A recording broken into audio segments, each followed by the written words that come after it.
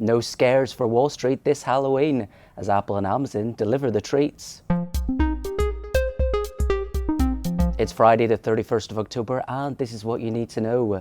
The market's mood is anything but spooky after monster earnings. Apple says that it's gearing up for a record-breaking holiday season, powered by strong demand for its iPhone 17. The company now expects 10 to 12% revenue growth year on year, a sign that the next wave of iPhone upgrades is in full swing. For the latest quarter, Apple posted $102 billion in revenue, up 8% and topping estimates. But not everything sparkled. Sales in China missed projections as the company faces tougher local competition. Our number of the day is $33 billion. That's how much Amazon Web Services pulled in last quarter, marking its strongest growth since 2022. Expectations for the cloud business were modest, but the numbers have eased fears that AWS is losing ground to its rivals. Across the company, Amazon's total sales climbed 13% to $180 billion.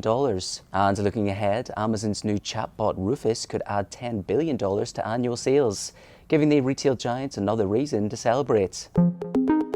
Over in China, factory activity just hit a new 6-month low. The country's official manufacturing PMI just dropped to 49 in October, extending the longest slump in 9 years. New orders fell at the fastest pace since 2023, as weak domestic demand weighed on sentiment. And the horizon doesn't look much better. Analysts are warning that China could finish up the year with the weakest growth since the pandemic lockdowns. Goldman Sachs CEO David Solomon is sounding the alarm on US debt. He warned that the US is facing a reckoning that's if growth doesn't pick up, as the West has become addicted to debt-fueled stimulus. Solomon doesn't see a recession in the near term though, but says the only way out is through stronger growth. And our stock of the day is Netflix.